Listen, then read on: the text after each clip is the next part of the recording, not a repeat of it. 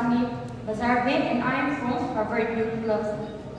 Today, I am so happy to have the opportunity to share my vision of India in 2047. The year 2047 will be a milestone year for seeing India through the prism of development, growth, gender, equality, employment, technology, population, economy, a balanced ecosystem, defense system, and different issues.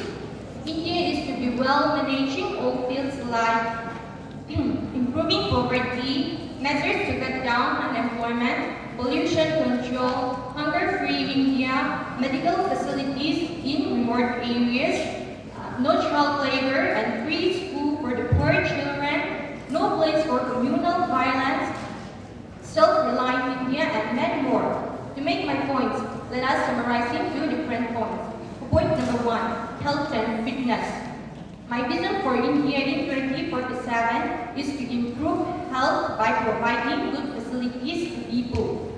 People are also aware of health and fitness. The most important thing in life is health. In 2047, I want medical treatment to be cheaper so that the poorest of the poor are not left without treatment. Everyone will get timely medical help. For point number 2, education. The authorities attempt India to spread schooling. However, there are numerous who don't understand its actual significance. My vision for India in 2047 is that education will be mandatory for all. For point number 3, past discrimination. India was created in 1947, yet we have not had the option to accomplish total freedom from race and religion. My vision for India in 2047 is a place where there is no segregation.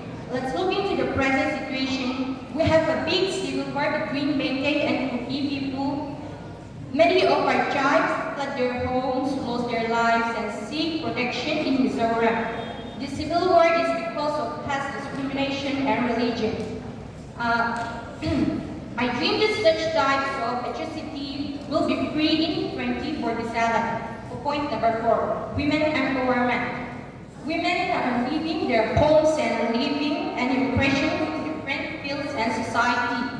My vision for India in 2047 is to make women more attractive and self-sufficient. We have to try to change the outlook of our society.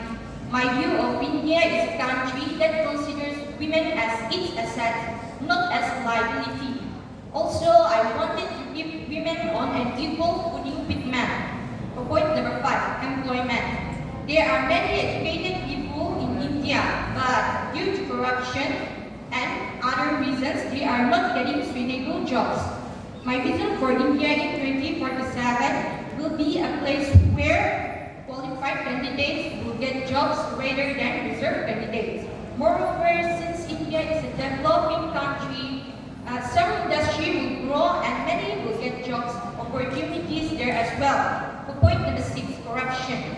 Corruption is a focal point that is hindering the development of the country, and the innumerable prospect for India in 2047, where the clergy and the authorities have surrendered themselves to their work and are opposed to the development of the country. For point number 7, child labor. Some parts of India are still very poor and the education rate is very low. In all those places, children are busy leaving school and working, even here in Longkan. I have seen some child working in some pipes in Ecuador, but luckily they are not so. My vision for India in 2047 is that there is no child labor, but they are studying. Point number 8, farming. Farmers are said to be the backbone of our nation. They provide foods and necessities. It enables people to survive and engage in physical activity. Farmers should be protected by providing training facilities, seeds, pesticides, and fertilizers so they can use their knowledge to grow more crops and give people a reason to rely heavily on products from agriculture. The development of industries such as high-quality machines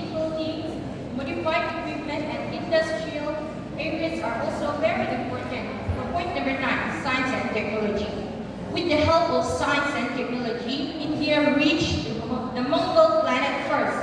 I want India to make a lot more progress in all these areas by 2047.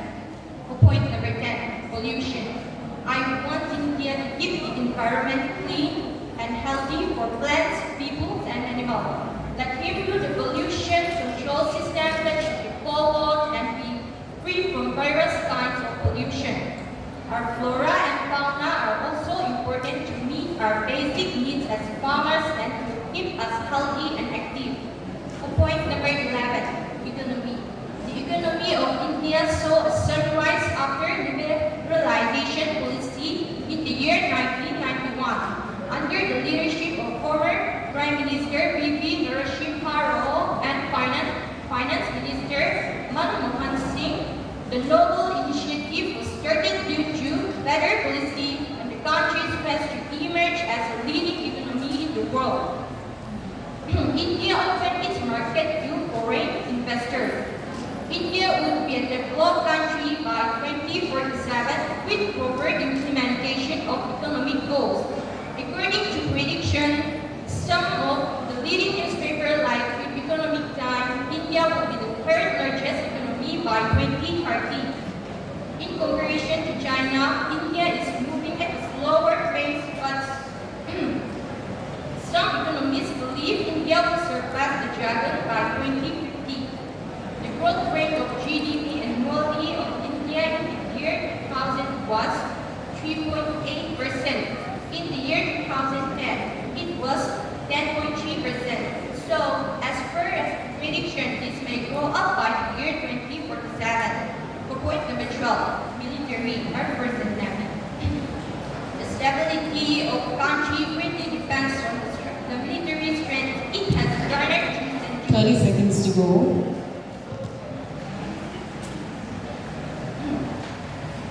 By concluding all the points that I've mentioned above, my vision for India in 2047 is an ideal country. There is no discrimination of any kind.